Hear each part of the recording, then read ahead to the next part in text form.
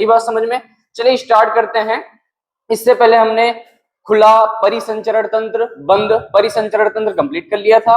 आज हम कुछ और ही बात करने वाले हैं, यानी रक्त परिसंचरण तंत्र के मुख्य भाग कौन कौन से होते हैं, यानी जो हमारा पूरा ब्लड सर्कुलेटरी सिस्टम है उसके मेन पार्ट कौन कौन से मुख्य भाग हैं, ये सारा कुछ जानेंगे। एक बेहतरीन पढ़ाई करने के लिए एक पेशेंस के साथ बैठना पड़ता है। हर चीज में अगर अब आप किसी चीज में अच्छा जाना चाहते हैं तो एक एक चीज बहुत अच्छी तरीके से पढ़नी पड़ती है। बाकी व्यूअरशिप है ज्यादा नहीं, यह मैटर नहीं करता। आप क्या पढ़ रहे हैं, आपको क्या दिया जा रहा है, आपके लिए कितना इंपॉर्टेंट है, द मोस्ट इंपॉर्टेंट पार्ट ये है आपके लिए।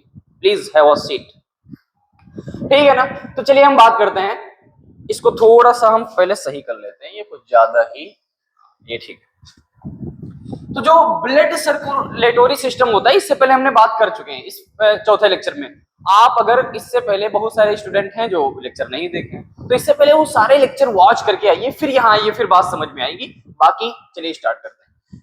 रक्त परिसंचरण तंत्र के मुख्य भागों के बारे में बात करेंगे। कौन कौन से इंपॉर्टेंट भाग हैं जिसकी वजह से सारा रक्त परिसंचरण तंत्र होता है, सारा कुछ पूरे शरीर में खून फैलता है। जैसे कि एक तो रक्त होता है। रक्त परिसंचरण तंत्र में सबसे पहला इंपॉर्टेंट भाग है रक्त, ब्लड। कुछ अगर पहुंचाओगे तो उसके लिए कुछ ना कुछ चाहिए, तो ब्लड ही को पहुंचाओगे। दूसरा पार्ट होता है रक्त वाहिनियां, जिसके जरिए से रक्त सारे शरीर में फैलता है, उसको बोलते हैं रक्त वाहिनियां। तीसरा पार्ट होता है हृदय। रक्त वाहिनियों में तो रक्त जाएगा, उसको पंप करने का काम जो है हृदय यानी कि हार्ट करता है। बस इतनी सी बात ध्यान रखना। तीन पार्ट होते हैं, तीन पार्ट इंपॉर्टेंट होते हैं रक्त परिसंचरण के, रक्त, रक्त वाहिनियां, हृदय, यानी कि blood, blood vessels, heart. Three things is very important part of blood circulatory system. अब रक्त वाहिनियां भी तीन प्रकार की होती हैं। अब जैसे कि हम लोग सिंचाई वगैरह करते हैं, घर का जो पानी जिस पाइपों में जाता है तो उसमें पानी बहता है। हमारे शरीर में सारी कुछ इसी प्रकार की पाइपें हैं, कुछ मोटी हैं, कुछ पतली हैं, कुछ बहुत ही पतली हैं। तो सब में अगर कुछ बहता है तो ब्लड बहता है। इस बहने की क्रिया को ही रक्त परिसंचरण तंत्र बोलते हैं। तो रक्त वाहिनियां कितने प्रकार की होती? एक तो होती है धमनियां, धमनियां जिसको बोलते हैं आर्टरीज, धमनियां। दूसरा पार्ट होता है शिराएं, वेन्स। तीसरा पार्ट होता है कोशिकाएं, सॉरी केशिकाएं, जिसको बोलते हैं कैपिलरीज। तीन पार्ट होते हैं। सबसे पहले हम जानेंगे रक्त के बारे में, या तो हम कहीं से भी स्टार्ट करते हैं, रक्त वाहिनियां से स्टार्ट कर लेते हैं।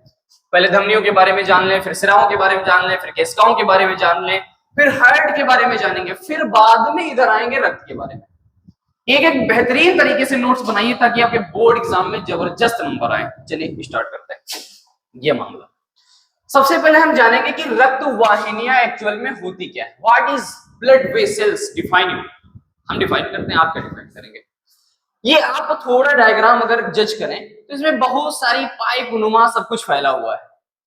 इस पूरे डायग्राम में बहुत सारी पाइप फैली हुई है। कभी स्ट्रक्चर बना हुआ इससे बना होता है, तो सारी नसें सब कहीं फैली हुई होती है। उसी में कोई धमनी होती है, कोई सिराएं होती हैं, कोई केशिकाएं होती हैं, बहुत सारा कुछ होता है। चलिए हम बात करते हैं रक्त वाहिनियों के बारे में। रक्त वाहिनियां क्या? रक्त वाहिनियां शरीर में उपस्थित नलिकाएं होती हैं। जिस तरीके से घर में पानी जाने के लिए पाइप्स होती हैं, उसी तरीके से रक्त वाहिनियां शरीर में नलिकाओं जैसी होती हैं, नालियां होती हैं एक प्रकार की, जिनमें रक्त प्रवाह होता है। रक्त वाहिनियों में रक्त ही प्रवाह होगा, गन्ने का जूस प्रवाह नहीं होगा। आई बात समझ में? रक्त वाहिनियां नलिकाओं के रूप में उपस्थित होती हैं जिसमें रक्त प्रवाह होता है। इसके द्वारा रक्त शरीर के सभी अंगों तक जाता है। रक्त वाहिनियां ही ऐसी हैं जो हमारे दिमाग में ब्लड को पहुंचाएंगी, हाथों में ब्लड को पहुंचाएंगी, फेफड़ों तक ब्लड को पहुंचाएंगी, टांगों तक ब्लड को पहुंचाएंगी, यानी कि पूरे शरीर में ब्लड को पहुंचाने का कार्य रक्त वाहिनियां यानी कि ब्लड वेसल्स का ही होता है। अब ब्लड वेसल्स यानी रक्त वाहिनियां के तीन प्रकार की वाहिनियां होती हैं। ब्लड वेसल्स जो है, ब्लड वेसल्स तीन प्रकार की होती हैं, तीन टाइप की हमारे शरीर में मौजूद होती हैं ब्लड वेसल्स। नंबर वन, इसका नाम है धमनी या धमनियां बोल सकते हो, आर्टरीज। दूसरा सिराएं जिसको बोलते हैं वेन्स। तीसरा केस क्या है, इसको बोलते हैं कैपिलरीज। अब ये देख रहे होगे ये सारा कुछ, तो ये इस पे भी फोकस करो, only focus left hand side, not focus right hand side, ठीक है ना। ये सारा कुछ बात करेंगे। अब हमने रक्तवाहिनियों के बारे में समझ लिया। रक्तवाहिनियां हम कैसी होती हैं, नलिकाओं के रूप में होती हैं जिसमें रक्त बहता है। रक्तवाहिनियां ही पूरे शरीर में ब्लड पहुंचाने का काम करती हैं। 3 प्रकार की होती हैं, धमनियां, शिराएं, केशिकाएं। चलिए सबसे पहले हम बात करते हैं धमनियों के बारे में। और अगर आप इस चैनल पे नए आए, जाहिर सी बात नए आए होंगे, तो इसे सब्सक्राइब करिए, सपोर्ट करिए, और जबरदस्त बोर्ड एग्जाम में रिजल्ट आपका इंतजार कर रहा है। चलिए अब हम बात करते हैं धमनियां के बारे में। धमनी क्या होता है, आर्टरीज। आर्टरी माने धमनी, आर्टरीज माने धमनियां। अब देखो धमनियों का काम क्या होता है। धमनी एक्चुअल में जो हमारी नसें होती है, सारे कुछ नसें, जो इसमें सबसे मोटी वाली नसें होती, मतलब इनका आकार इस टाइप का होगा, यानी सबसे ज्यादा इसमें वेल्थ जो है ज्यादा होती है। देखो धमनियां रक्त को हृदय से शरीर के विभिन्न अंगों तक ले जाती। धमनी का पहला काम यह है धमनियों का कि जो रक्त है हृदय से शरीर के सभी अंगों तक पहुंचाने का कार्य करेंगी धमनियां। दूसरा काम है, इसमें सामान्यतः ऑक्सीजन युक्त रक्त यानी कि प्योर ब्लड, शुद्ध रक्त बहता है। धमनियों में हमेशा शुद्ध रक्त ही बहता है। इनकी दीवार जो है मोटी होती है और मजबूत होती है तथा लचीली होती है। ये बहुत मोटी पाई जाती है और लचीली भी होती हैं और मजबूत भी होती हैं, और इसमें शुद्ध रक्त ही बहता है। तीसरा पॉइंट है,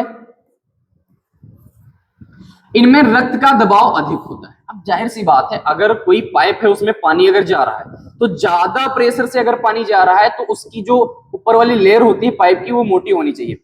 अगर पाइप की लेयर पतली हुई तो जाहिर सी बात है पाइप फट जाएगी। इसी तरीके से जो धमनी होती है, इसमें पहली बात तो शुद्ध रक्त बहता है, पूरे शरीर में ब्लड पहुंचाने का कार्य करती है, हृदय से ब्लड को कलेक्ट करती हैं, फिर ये मजबूत और बहुत मोटी होती है, ठीक है। यह शरीर की सबसे बड़ी धमनी होती है। शरीर की सबसे बड़ी धमनी को बोलते हैं महाशिरा, सॉरी महाधमनी, इसको बोलते हैं एओर्टा। शरीर की सबसे बड़ी धमनी को क्या बोलते हैं, महाधमनी। चौथा पॉइंट बात करेंगे, फुफ्फुसी धमनी क्या होता है, पल्मोनरी आर्टरी। अपवाद है क्योंकि इसमें अशुद्ध रक्त बहता है, बाकी सब इसी तरीके से होता है, मोटी होती हैं, लचीली होती हैं, रक्त पहुंचाने का काम करती हैं। एक बात अपवाद है कि इसमें अशुद्ध रक्त बहता है और धमनियों में शुद्ध रक्त बहता है। कहानी समझ में आ रही? तो पहला पॉइंट ध्यान रखिएगा, धमनियां रक्त को हृदय से शरीर के सभी भागों में पहुंचाती हैं। इसमें सामान्यतः शुद्ध रक्त बहता है, शुद्ध रक्त बहता है यानी ऑक्सीजन युक्त रक्त बहता है। इनकी दीवारें मोटी होती हैं, ये मजबूत होती हैं और जो है लचीली होती हैं। इसमें रक्त का प्रेशर बहुत ज्यादा होता है, रक्त का दबाव बहुत ज्यादा होता है। शरीर की सबसे बड़ी धमनी को जो है महाधमनी कहते हैं, और फुफ्फुसी धमनी सेम ऐसे ही होती है, मोटी होगी, लचीली होगी, रक्त बहेगा, बस कौन सा रक्त बहेगा, अशुद्ध रक्त बहेगा, बस इतना सारा हमने धमनियों के बारे में पढ़ लिया। ये देखिए ये बनी। अब इधर बात करते हैं, दूसरा हमारा पार्ट जो रक्तवाहिनियों का था उसका नाम था शिराएं। शिराएं क्या होती हैं, इसको इंग्लिश में बोलते हैं वेंस। अच्छा बहुत लोग सोच रहे होंगे सर लिखकर क्यों लाते हैं, ये टाइपिंग होता है। लिखकर आपका वीडियो 2 घंटे चला जाए और आप न्यू जनरेशन 30 सेकंड का दिमाग आप 1 घंटे के वीडियो में 2 घंटे के वीडियो में नहीं रोक सकते, इसीलिए बेहतर है। पहला पॉइंट, वेंस शिराएं क्या होती हैं? शिराएं शरीर के विभिन्न अंगों से रक्त को हृदय की ओर लाती हैं। शिराएं जो होती हैं हमारे शरीर से रक्त को हृदय में लाएंगी। आई बात समझ में? दूसरा पॉइंट, इसमें सामान्यतः ऑक्सीजन रहित रक्त बहता है, यानी अशुद्ध रक्त। कौन सा रक्त? CO2 वाला। शिराओं में अशुद्ध रक्त ही बहता है, उसे शुद्ध करने के लिए दिल में लाया जाता है, दिल उसे भेजता है फेफड़ों में, फेफड़ों से फिर दिल में आता है, फिर पंप करके पूरे शरीर में फैल जाता है, ये सारा कुछ होता है। तो इसमें अशुद्ध रक्त बहता है, इनकी दीवारें पतली होती है। अच्छा अब एक बात बताओ, अगर दीवारें पतली हैं तो जाहिर सी बात है इसमें ब्लड प्रेशर कम होगा, रक्त का दबाव कम होगा। तो दूसरा पॉइंट इसमें लिखा है, इसमें रक्त का दबाव कम होता है। तीसरा पॉइंट, सिराओं में वाल्व पाए जाते हैं, सिराओं में वाल्व पाए जाते हैं जो रक्त को पीछे लौटने से रोकते हैं। जैसे ये सिरा हमारे पास ये वाला, तो इसमें इस प्रकार से वाल्व होता है, अगर इधर से रक्त आया है तो इधर वापस नहीं जाएगा, यानी सिराओं में वाल्व उपस्थित होते हैं। ठीक है। फुफ्फुसी सिरा में अपवाद है। क्यों अपवाद है? इसमें ऑक्सीजन युक्त रक्त बहता है। फुफ्फुसी सिरा में क्या होता है? उसमें ऑक्सीजन युक्त रक्त, कितना अपवाद, ये अपवाद थोड़ा ध्यान रखना, इंपॉर्टेंट होता है बहुविकल्पी के लिए। तो सबसे पहले पॉइंट ध्यान रखिएगा, सिराएं क्या होती हैं? सिराएं शरीर के विभिन्न अंगों से रक्त को हृदय तक पहुंचाने का काम करती हैं। दूसरा पॉइंट, इसमें अशुद्ध रक्त बहता है। कौन सा रक्त? कार्बन डाइऑक्साइड वाला रक्त। जब अशुद्ध रक्त बहेगा तो इसकी दीवारें क्या हैं? पतली होती हैं। जब दीवारें पतली होती हैं तो इसमें रक्त का दबाव भी कम होगा। सिराओं में वाल्व पाए जाते हैं जो कि रक्त को वापस आने से रोकते हैं, और फुफ्फुसी सिरा में अपवाद है क्योंकि इसमें शुद्ध रक्त बहता है। बस सिंपल सी बात। चलिए अब बात करते हैं तीसरे पॉइंट पे, रक्त वाहिनियों का तीसरा पार्ट जिसका नाम है केशिकाएं, कैपिलरीज। केशिकाएं, कैपिलरीज तो ना शरीर में एक हमने पढ़ी सबसे मोटी वाली नस, नसी बोलो, इसको बोलते थे धमनी, फिर उससे पतली आई, इसको हमने पढ़ा क्या? सिराएं। फिर उससे बहुत बारीक जो होती हैं, जो कानों की नसें होती है, बहुत पतली पतली, मतलब बहुत बारीक नसें, उनको बोलते हैं केशिकाएं, कैपिलरीज। केशिकाएं शरीर की सबसे सूक्ष्म एवं पतली रक्तवाहिनियां होती हैं। देख लो कैसे फैली हुई, फोटो में आप देख सकते हैं, बहुत पतली। इसमें इंजेक्शन लगाया नहीं जा सकता, लगाएगा तो बहुत एक्सपर्ट डॉक्टर लगाएगा, आप समझ पा रहे हो? तो ये केशिकाएं शरीर की सबसे सूक्ष्म एवं पतली रक्त कोशिकाएं केशिकाएं होती, वाहिनियां होती हैं। ये धमनियों और सिराओं को जोड़ती है। मान लेते हैं ये हमारे पास एक मोटी धमनी है, ये हमारे पास थोड़ा पतला सिरा है, तो इसको जोड़ने वाली अगर ये कोई होगी तो ये होगी। तो धमनी और सिरा को कौन जोड़ेगा? केशिकाएं जोड़ेगी। इनकी दीवार केवल एक कोशिका मोटी होती है, मतलब जितनी पतली कोशिका होती है उतनी पतली इनकी दीवार होती, बहुत पतली। इनके माध्यम से ऑक्सीजन, इनके जरिए, इनके रास्ते से क्या जाएगा? एक तो ऑक्सीजन जाएगा, दूसरा कार्बन डाइऑक्साइड यानी कि CO2 जाएगा, तीसरा पोषक पदार्थ तथा अपशिष्ट पदार्थों का आदान प्रदान होता है। यानी इसमें सिर्फ आदान प्रदान का काम होगा। अगर हम न्यूट्रिशन वाला फूड खा रहे हैं तो इन्हीं के जरिए जाएगा, ऑक्सीजन अगर शरीर में पहुंच रही है तो इन्हीं के जरिए पहुंचेगी, कार्बन डाइऑक्साइड अगर शरीर से बाहर निकल रही तो इन्हीं के जरिए निकलेगी, मतलब सारा अपशिष्ट पदार्थ भी निकलेगा तो इन्हीं के जरिए निकलेगा। यानी इन सिराओं में, कैपिलरीज में ब्लड का, कार्बन डाइऑक्साइड का, भोजन में जो पोषक तत्व मिलते हैं उसका, शरीर से अपशिष्ट पदार्थ बाहर निकालने का आदान प्रदान होता है। बस कितना ध्यान रखना। बाकी अब हम बढ़ते हैं अपने अगले टॉपिक पे। रक्त का प्रवाह का क्रम क्या था? चलो सबसे पहले रक्त कहां जाता है? धमनियों में। धमनियों से कहां जाएगा? केशिकाओं में। केशिकाओं से कहां जाएगा? सिराओं में। रक्त सबसे पहले धमनियों से केशिकाओं में पहुंचता है तथा वहां से कहां जाता है? सिराओं के माध्यम पुनः हृदय तक पहुंच जाता है, घूम फिर के जाएगा हृदय में, पूरा चक्कर इस तरीके से। अभी जब हृदय पढ़ाएंगे तो एक एक टॉपिक समझ में आएगा, बाकी ये ध्यान रखना। चलिए हम हृदय की तरफ ही आ जाते हैं। मानव हृदय, ह्यूमन हार्ट, इतना इंपॉर्टेंट टॉपिक है, ऐसा कोई बोर्ड एग्जाम नहीं जब इससे रिलेटेड क्वेश्चन ना बने हो और इसका चित्र बनाते हुए इसका वर्णन करना ना आया हो, कभी ऐसा हुआ ही नहीं। अब सबसे पहले हम बात समझ लेते हैं, हृदय का आकार हम बताते हैं। सबसे पहले हृदय इधर पाया जाता है। दूसरी बात, हृदय का आकार आप मुट्ठी से बांधिए, ये जो मुट्ठी होती है हाथ की, सेम इस तरीके, इतने आकार का हृदय होता है बस। इसका वजन 250 से 300 ग्राम होता है। सबसे पहले इस आकार का होगा, ठीक है ना। तो हम थोड़ी बात पहले कर लेते हैं यार, ह्यूमन हार्ट पढ़ने से पहले ह्यूमन हार्ट क्या होता है इसके इंपॉर्टेंट पॉइंट जान लेते हैं। हृदय एक पेशीय अंग होता है, मस्कुलर, जो मसल से बना होता है, इसको मस्कुलर बोलते हैं। यह वक्ष गुहा यानी चेस्ट कैविटी के में दोनों फेफड़ों के बीच स्थित होता है। जो हमारा सीना होता है, जो हमारे फेफड़े होते हैं, उनके बीचों बीच में स्थित होता है, ठीक है। मानव हृदय में 4 कक्ष होते हैं। एक दाया अलिंद राइट एट्रियम, बाया निलय राइट वेंट्रिकल, बाया अलिंद बाया निलय, दाया अलिंद दाया निलय और बाया अलिंद बाया निलय, इतना सारा कुछ होता है। अच्छा एक बात बताओ, अगर हम तुमसे बोले कोई हार्ट का डॉक्टर है, दिल का डॉक्टर, दिल का अगर डॉक्टर है तो उसको क्या बोलते हैं? दिल के डॉक्टर को कार्डियोलॉजिस्ट बोलते हैं। क्या बोलते हैं? कार्डियोलॉजिस्ट। दिल के डॉक्टर को कार्डियोलॉजिस्ट। ध्यान रखना, दिल का जो इलाज करता है, आपके अगर हार्ट में कोई प्रॉब्लम आ रही है तो अगर किसी डॉक्टर को दिखाने जाओगे तो कौन सा डॉक्टर होगा? वो कार्डियोलॉजिस्ट होगा। कौन सा डॉक्टर होगा? कार्डियोलॉजिस्ट। दूसरा पॉइंट ध्यान रखना, हार्ट का अध्ययन करना क्या कहलाता है? हार्ट का अध्ययन करना,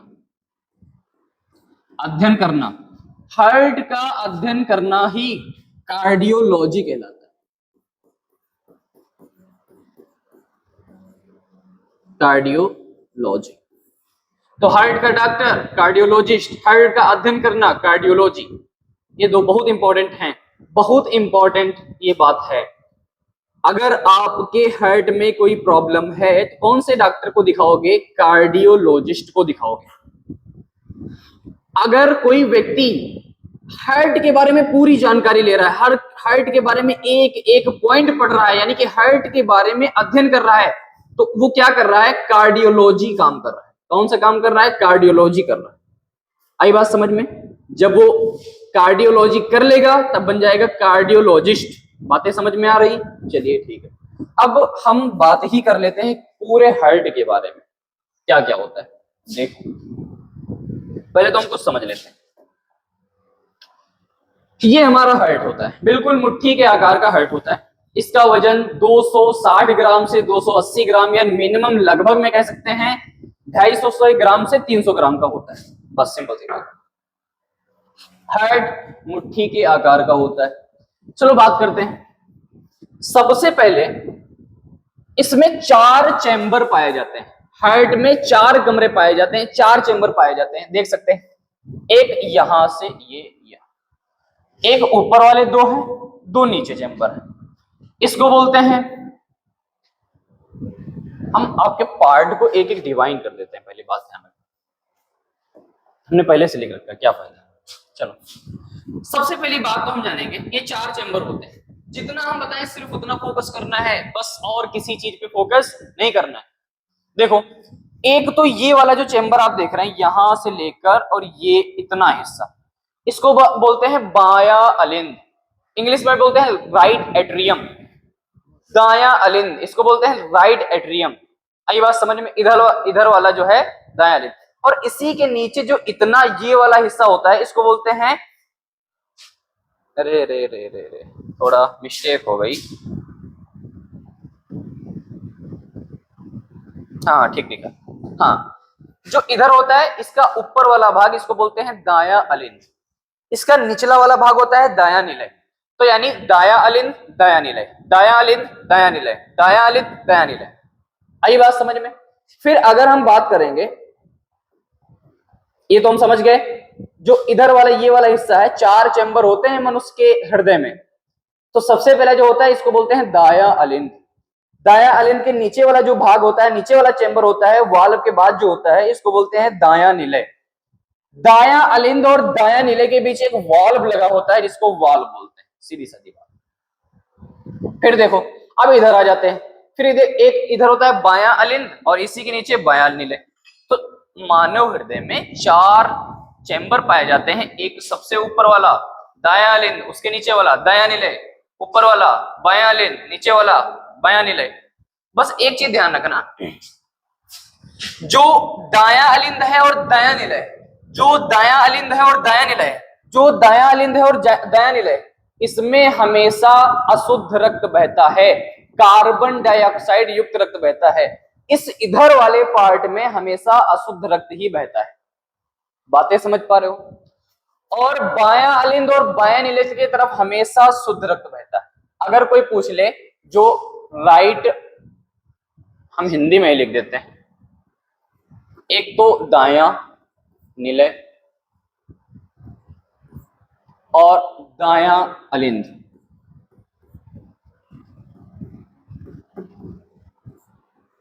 ये पार्ट, और एक है बायां निलय, बायां निलय, दूसरा है बायां अलिंद। ये दो पार्ट तुम्हारे। तो हमेशा ध्यान रखना दायां निलय और दाएं अलिंद में हमेशा अशुद्ध रक्त बहता है। कौन सा रक्त? अशुद्ध रक्त। अशुद्ध रक्त यानी कि CO2 वाला रक्त, कार्बन डाइऑक्साइड वाला अशुद्ध रक्त। और जो बायां निलय और बायां अलिंद होता है इसमें शुद्ध रक्त बहता है। शुद्ध रक्त कौन सा? जिसमें ऑक्सीजन मिली हो। बात समझ पा रहे हो? ये हमारे हार्ट का चैम्बर होगा, इसके इधर यानी दायां निलय दायां अलिंद में अशुद्ध रक्त बहता है कार्बन डाइऑक्साइड वाला, और इधर जो होता है कौन सा रक्त बहता है? शुद्ध रक्त बहता है। कौन सा? ऑक्सीजन युक्त रक्त बहता है। बस इतनी सी बात। फिर बात करते हैं तुमसे, इतना ध्यान रखना। फिर देखो हम सारे पार्ट के बारे में पढ़ लेते हैं। ये वाला जो पार्ट है, ये वाला पार्ट यहां से लेकर ये वाला पार्ट, इसको बोलते हैं अग्रशिरा, इसको बोलते हैं अग्रशिरा। और जो इसके नीचे वाला ये वाला पार्ट है, ये जो देख पा रहे हैं, इसको बोलते हैं पश्चशिरा। तो एक तो ध्यान रखना, एक होता है अग्र महाशिरा, दूसरा होता है उसी के नीचे पश्चिम महाशिरा। कहानी समझ पा रहे हो? चलो इसमें लिखते हैं। अरे पूरा लिख ही लेते हैं। सबसे ऊपर वाला भाग क्या होता है भाई? अग्र महाशिरा।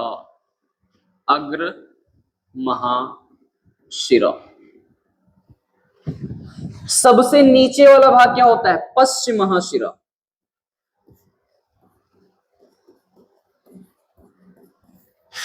बताओ कहानी समझ में आ रही है? कोई चिंता वाली बात? सबसे ऊपर वाला ये भाग क्या होता है? इसको बोलते हैं अग्र महाशिरा। सबसे नीचे वाला पश्चिम महाशिरा। ठीक है भाई। और इसके बीच जो ई वाला आदमी है, इसको बोलते हैं क्या भाई? दायां अलिंद। क्या बोलते हैं? दायां अलिंद।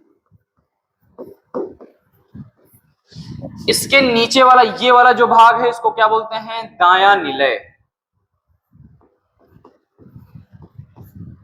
दायां निलय। ये पार्ट बहुत अच्छी तरीके से समझना, बात ध्यान रखना हमारी। सबसे ऊपर वाली जो शिरा दिख रहा है तुमको, इसको बोलते हैं अग्र महाशिरा। उसके नीचे वाला जो हिस्सा आपको दिख रहा है, इसको बोलते हैं पश्चिम महाशिरा। इसको क्या बोलते हैं? इधर वाले पार्ट को, ये 4 चेंबर होते हैं ना, इधर 2 चेंबर 2 चेंबर इधर, तो इधर वाले जो 2 चेंबर हैं इसको बोलते हैं दायां अलिंद, और इस नीचे वाले को बोलते हैं दायां निलय। आई बात समझ में? अब इधर बात कर लेते हैं। इधर वाला जो ये वाला होता है, ये वाला ऊपर, इसको बोलते हैं बायां अलिंद। बायां अलिंद। फिर इसी के नीचे जो ये वाला पार्ट होता है, इसको बोलते हैं बायां निलय। बताओ कहानी यहां तक समझ में आ रही? कोई चिंता वाली बात? सबसे ऊपर वाला भाग अग्र महाशिरा, सबसे नीचे वाला भाग पश्चिम महाशिरा। ये 2 चेंबर में सबसे ऊपर वाला चेंबर दायां अलिंद, उसके नीचे वाला चेंबर दायां निलय। इधर बायां अलिंद, इधर बायां निलय। अब हमेशा ध्यान रखना, दायां अलिंद और दाएं निलय में कौन सा रक्त बहता है? अशुद्ध रक्त। अशुद्ध रक्त कौन सा? जिसमें CO2 है, कार्बन डाइऑक्साइड है। बाएं अलिंद और बाएं निलय में कौन सा रक्त बहता है? शुद्ध रक्त, यानी कि जिसमें ऑक्सीजन उपस्थित है। थोड़ा थोड़ा पढ़ो, ज्यादा जल्दबाजी नहीं करनी, सिंपल सी बात है। अग्र महाशिरा की सबसे नीचे वाला शिरा पश्चिम महाशिरा। अब तुम ध्यान रखना, चाहे अग्र महाशिरा हो चाहे पश्चिम महाशिरा हो, शरीर से जो ब्लड है ब्लड कहां जाएगा? शरीर से रक्त प्रवेश करता है, शरीर से रक्त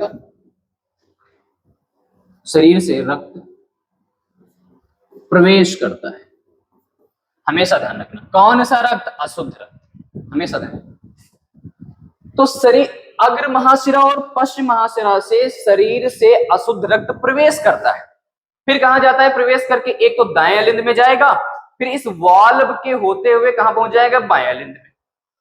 कहानी समझ में आ रही? कोई चिंता वाली बात? अब तुम ध्यान रखना,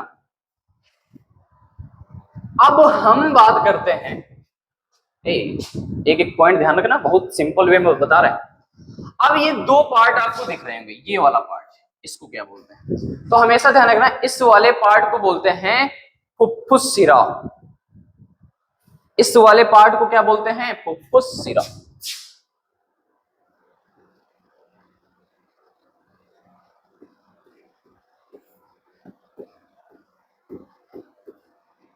फुफ्फुस शिरा। और फुफ्फुस शिरा के जो ऊपर वाला पार्ट है उसको क्या बोलते हैं? फुफ्फुस धमनी।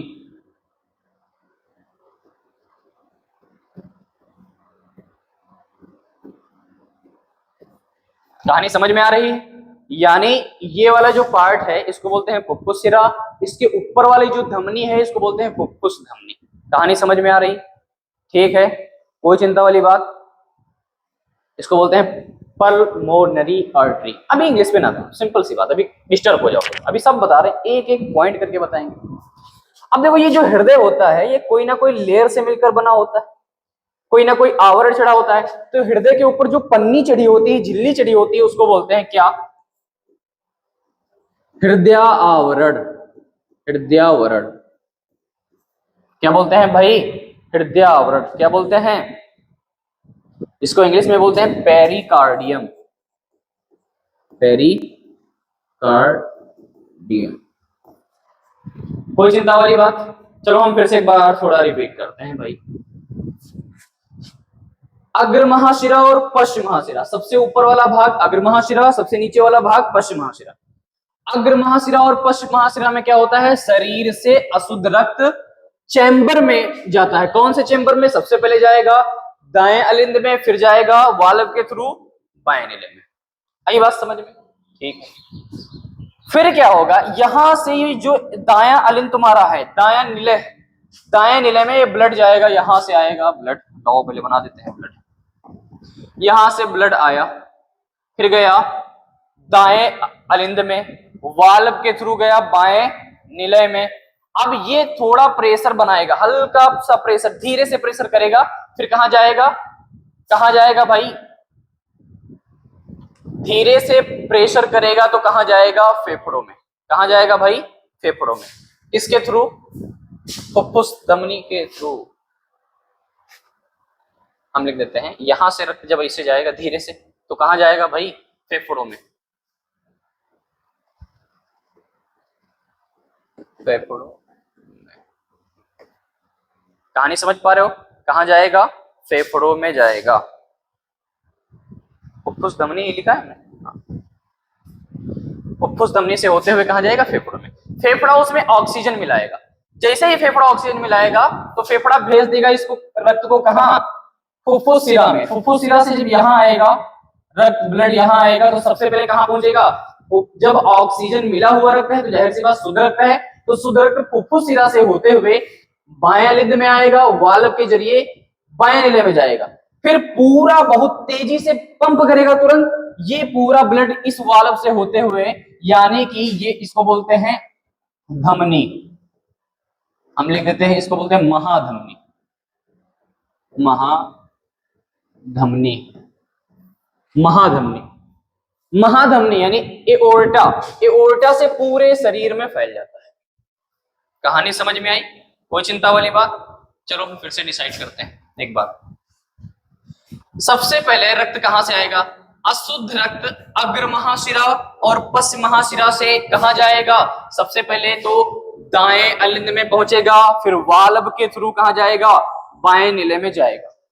बाएं निलय में धीरे से प्रेशर से होते हुए इस मार्ग से यानी फुफ्फुस धमनी से होते हुए कहा जाएगा, फुफ्फुस धमनी से फेफड़े में रक्त जाएगा, अशुद्ध रक्त फेफड़े में जाएगा, फिर उसमें ऑक्सीजन मिल जाएगी, फिर ऑक्सीजन वाला रक्त जो है फेफड़ा किसको दे देगा, फुफ्फुस सिरा को दे देगा।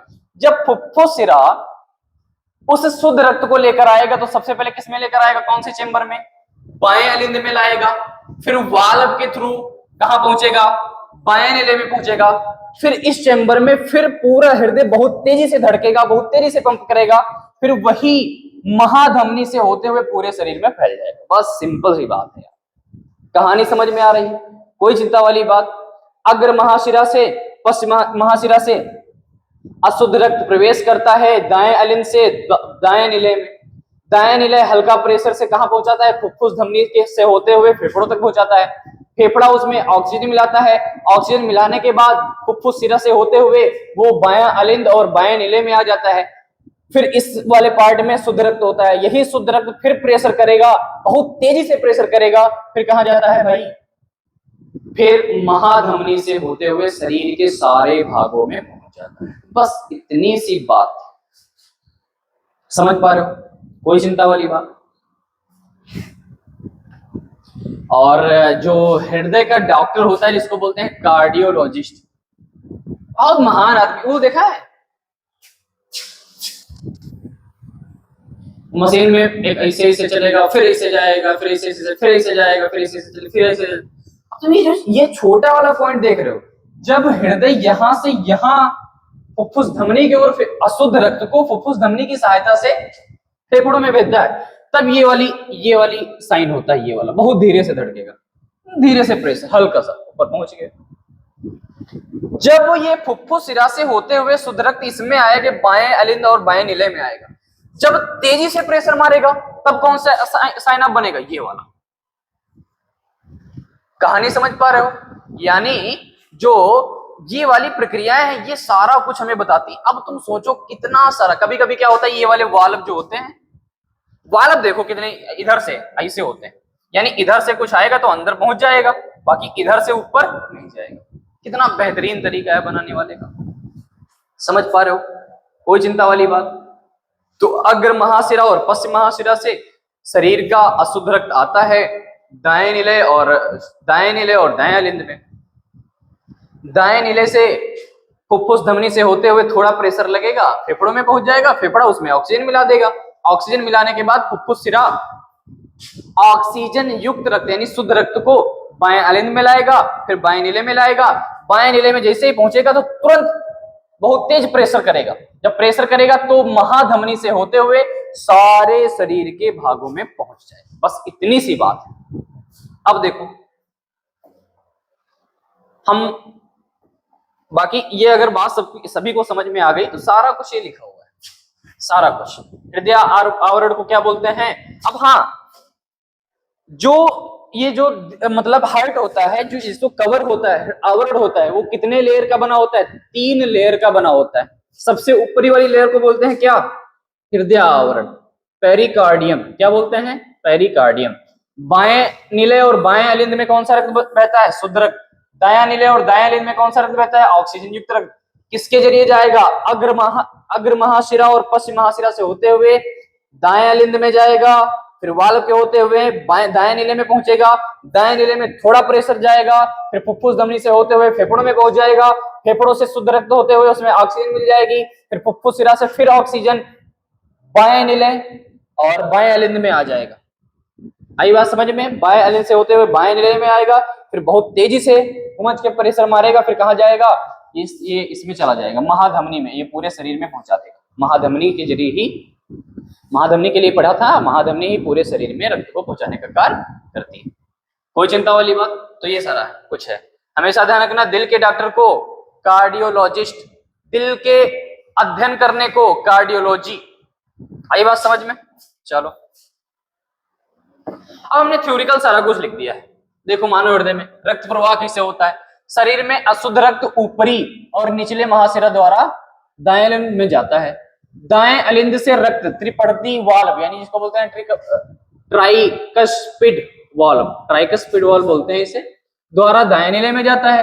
दाएं नीले से रक्त फुफ्फुसी धमनी में पहुंचता है, फुफ्फुसी धमनी में फेफड़े में जाता है, फेफड़ा उसमें ऑक्सीजन मिला देता है, ऑक्सीजन मिलाने के बाद रक्त शुद्ध हो जाता है। वही शुद्ध रक्त जो है फुफ्फुसी शिरा द्वारा बाएं अलिंद में आएगा, फिर दाएं नीले में पहुंचेगा। फिर इसमें जो है वाल पित्र पहुंचने के बाद क्या होता है, बायां नीले से महाधमनी की ओर बहुत तेज प्रेशर बनेगा, महाधमनी से पूरे शरीर में रक्त पहुंच जाता है। बहुत सिंपल सी बात। अब देखो हृदय का भार कितना होता है साहब, हृदय क्या, पुरुषों में जो ये मुट्ठी भर का जो हृदय है उसका वजन कितना होता है पता है, 280 ग्राम से 340 ग्राम तक होता है पुरुष में, और महिलाओं में लगभग 230 ग्राम से 280 ग्राम तक होता है महिलाओं में। तो हमने सारा कुछ खत्म कर लिया है आज दिल के बारे में, हार्ट के बारे में। हार्ट का एक एक पार्ट बड़ी अच्छी तरीके से पढ़ना। ई वाला पार्ट अग्र महाशिरा, ई वाला पार्ट पश्चिम महाशिरा। अग्र महाशिरा और पश्चिम महाशिरा से ही शरीर का अशुद्ध रक्त पहुंचता है किसमें, दाएं अलिंद और दाएं नीले में। दाएं नीले से कहां जाता है, फुफ्फुस धमनी में। फुफ्फुस धमनी कहां ले जाएगी, फेफड़ों में। फेफड़ा क्या मिलाएगा, ऑक्सीजन। ऑक्सीजन मिलाने के बाद कहां भेजेगा, फुफ्फुस शिरा में। फुफ्फुस शिरा उसे कहां भेजेगा, दाएं अलिंद में। फिर दाएं नीले में, दाएं नीले में फिर प्रेशर बनेगा, कहां जाएगा, महाधमनी में। महाधमनी से पूरे शरीर में फैल जाएगा। यही प्रोसेस चलती रहती है कौन, ईसीजी मशीन में। ऐसे ही करके हल्का जब प्रेशर आएगा तो ये वाला साइन, तेजी से प्रेशर आएगा तो ये वाला साइन, फिर तेजी से प्रेशर ये वाला साइन, छोटा प्रेशर ये वाला साइन। कहानी समझ पा रहे हो। बाकी इस चैनल पे अब इसके बाद जो है एक लास्ट लेक्चर आएगा जिसमें हम लोग सारा कुछ पार्ट का एंड कर लेंगे, खत्म कर लेंगे। आई बात समझ में। बाकी चैनल को सब्सक्राइब कर दीजिए। कल अपने अगले टॉपिक ब्लड के बारे में बात करेंगे। एक एक ब्लड कैसे पहुंचता है, ब्लड में क्या मिला होता है, किस तरीके से लाल होता है, सारा कुछ कंप्लीट करने वाले हैं। बाकी जितना सारा कुछ हमने पढ़ाया अच्छे से नोट्स बनाइए, फिर बोर्ड एग्जाम में उसे पुट ऑन कर दीजिए, उल्टी कर दीजिए। ठीक।